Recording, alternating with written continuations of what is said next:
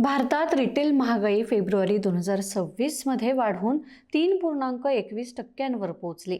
जानेवारी 2026 मध्ये ही आकडेवारी 2.74% तुलनेत 47 बेसिस पॉइंटनं जास्त आहे. राष्ट्रीय सांख्यिकी कार्यालय म्हणजेच NSOनं सध्या दिलेल्या कन्झ्युमर प्राइस इंडेक्सच्या ताज्या आकडेवारीत ही माहिती दिली आहे. पण तुम्हाला माहिती आहे का, या महागाईचा सगळ्यात जास्त फटका ग्रामीण भागाला बसलाय की शहरी भागाला? तर या दोन्ही भागाचा महागाईचा दर हा वेगवेगळा आहे. ग्रामीण भागात महागाई 3.37% असून शहरी भागात महागाई 3.2%वर आहे. म्हणजे महागाईचा सगळ्यात जास्त फटका हा ग्रामीण भागाला बसलाय.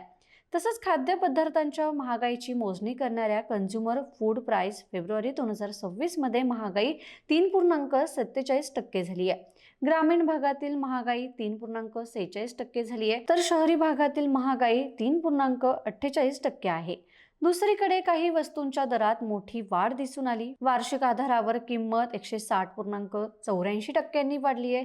सोनं, हिरे आणि प्लॅटिनमच्या दागिन्यांची महागाई 48.16% राहिली आहे. तर मग तुमच्याही भागात महागाई वाढली आहे का? आम्हाला कमेंट करून नक्की कळवा आणि बखर लाईव्हला फॉलो नक्की करा.